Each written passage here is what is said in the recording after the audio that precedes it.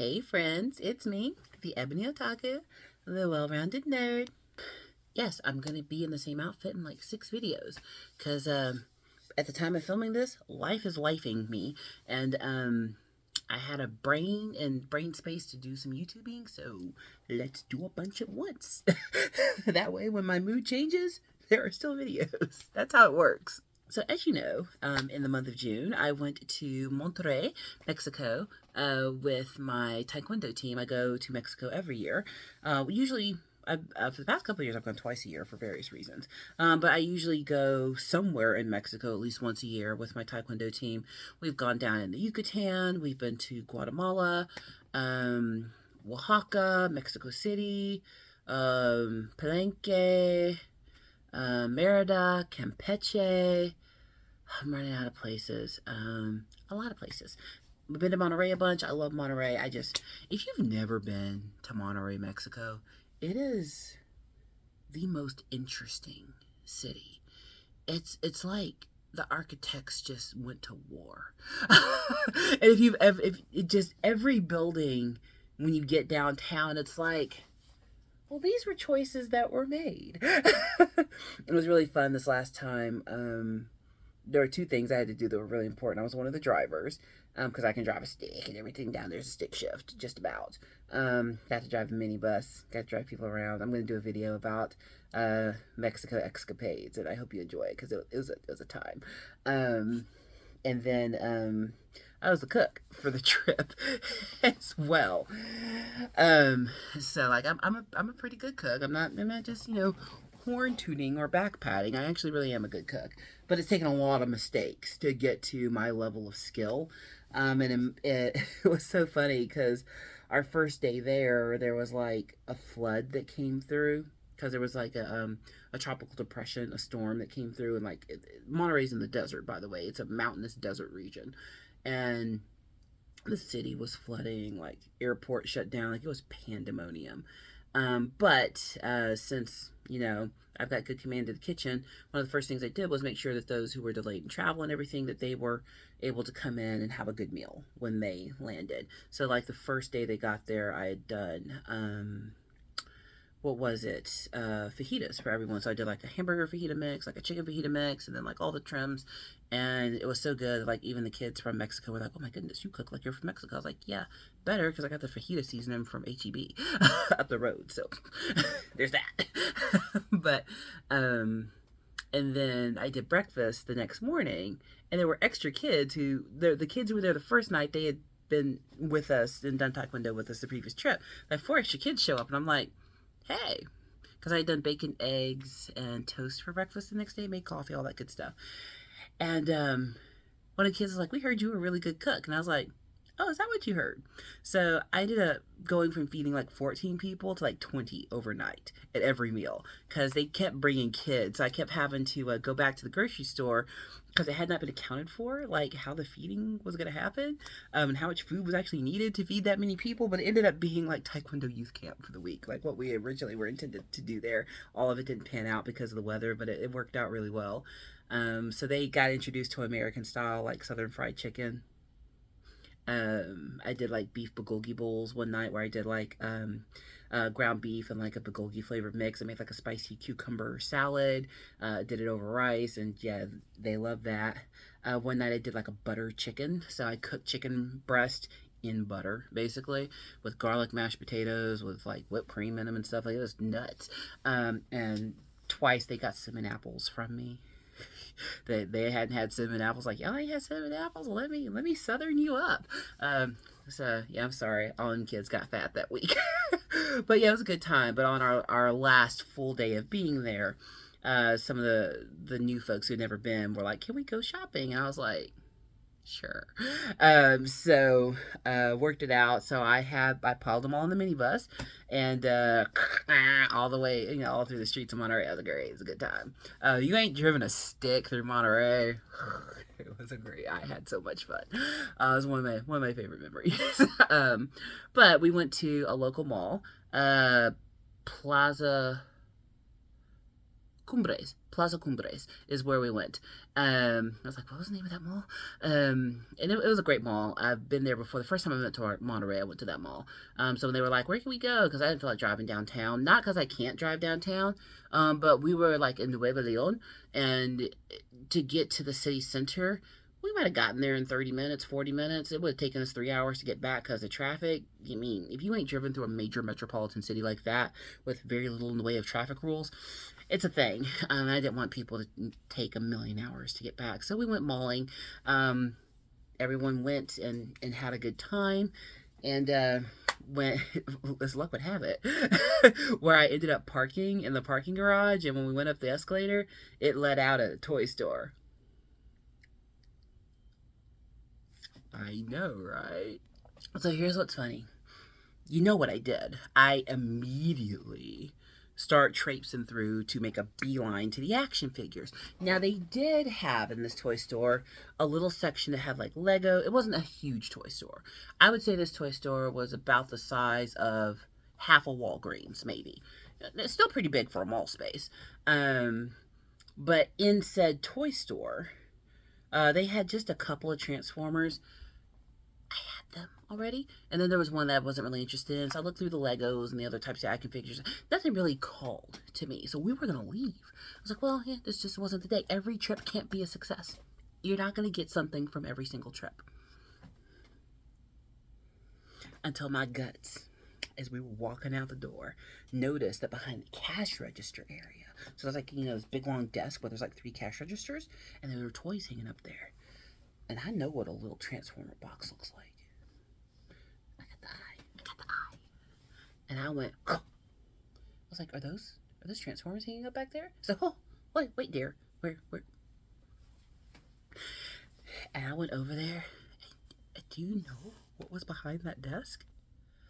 Spike's Exo-suit.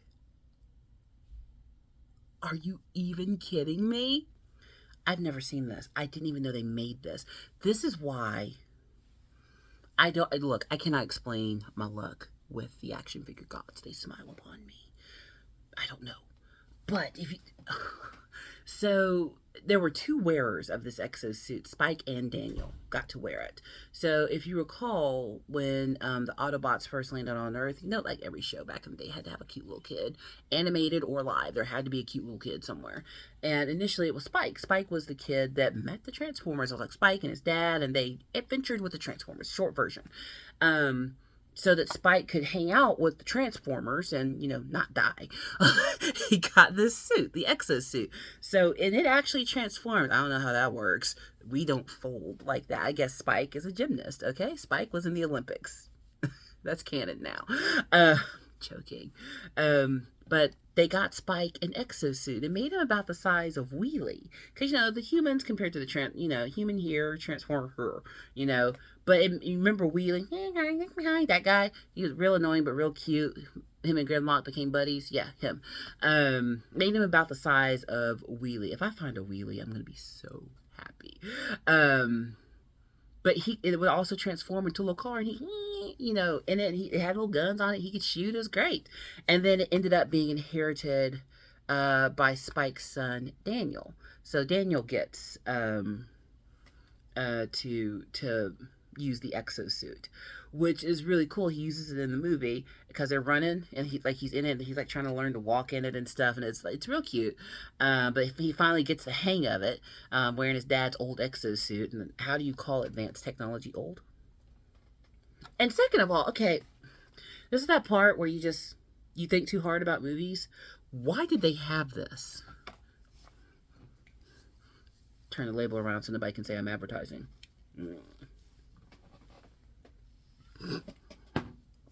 There, not sponsored. I will tell you it was a cider. At the time of filming this, she's going through it, so I had a cider. Probably have 2 more.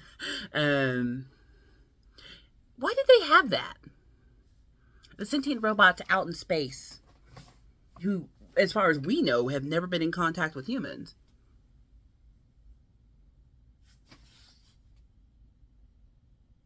Oh, wait. I'm joking. But yeah, so Like, look, here on the back, you can see that it does change. Look at this shape he gets into. Does that look comfortable? That doesn't look comfortable to me. That looks terrible. That looks absolutely horrendous. Look at that. He turns into like a... We don't fold this way. Olympic gymnasts don't fold this way. Them Cirque du Soleil kids don't fold. Nobody does this. But okay, whatever. Whatever, Hasbro. Sell your toys. Because I'm over here. You see that 8? I'm the plus. So, yeah, but it was really cool to find this. If you wonder on the cost, it was 489 pesos. So at the time of purchase, he was like, what, $9? Yeah, that ain't bad. What was the exchange rate at the time? It was like 17 to 20 pesos. It fluctuates. Exchange rates are not stagnant. I did not care. He could have been $50 and I still would have bought it. Because I've never seen this for sale in the States. I'm sure it is somewhere. I have never seen this one before. I didn't even know it was an option. Like, I have passed by some Transformers and gone, do I want that? And it wasn't for me. Like the Dinobots, I like the Dinobots. They just aren't, they're not that childhood connection for me. So I never collected the Dinobots. I might change my mind. I might not. As of right now, on the Dinobots. I'm sorry, I know there's some Dinobot lovers out there. You love them Dinobots and you collect them. You know what? Because I didn't buy that Dinobot, you have a better chance of finding it. My gift to you. But what a cool little find. Now, yeah, his box is real beat up, and part of me wishes I bought 2. I wasn't thinking about it at the time, but you can't be too greedy, right? You can't collect everything. You do have to leave things for other collectors. I mean, it's not like I'm suffering. I mean, there's a bunch of stuff back here y'all still hadn't seen yet. Y'all have no idea how much you have not seen. I sometimes am rediscovering things and going, oh, I forgot I owned that. But yeah, I was really happy to find this guy. Should we take him out of the box? He's gonna go up on the wall. You remember the wall? Come here, I'm gonna grab my tripod. The wall. You see that? Oh, see this wall? See, that came from Mexico. And is that Bumblebee? Yeah, that's Bumblebee. And then that's from Mexico. Who's that? That is Slipstream. And then I got a Megatron over here from Mexico. Yeah, that's Berserk. Don't worry about them.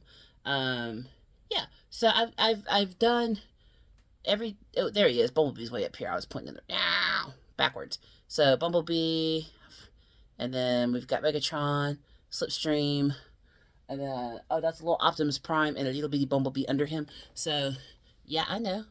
Yeah. Your eyes are not deceiving you. Omega Supreme, Metroplex, Unicron, Pickle Rick. Huggy Wuggy, Kissy Missy. Yeah, that's what's back there. She's a dork. Y'all know I'm a dork. Quit being shocked. Go back, tripod. So you move your tripod and then you can't put it back.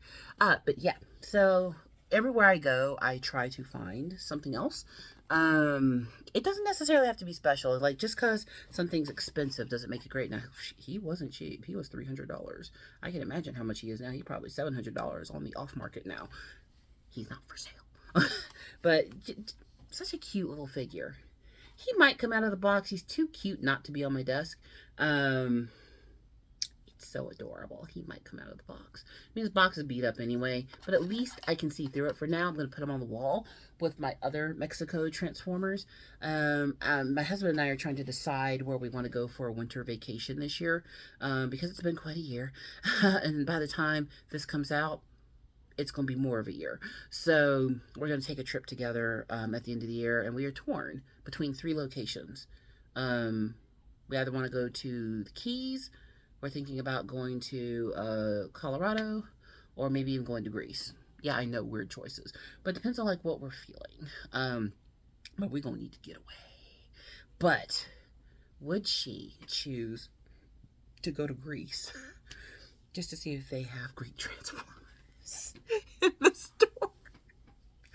Is that a good enough reason? I think so. I totally think so. So what do you think? Should we unbox him, or does he stay in the box? Let's mull it over. For now, he's going to go live on the wall with his brothers and sisters.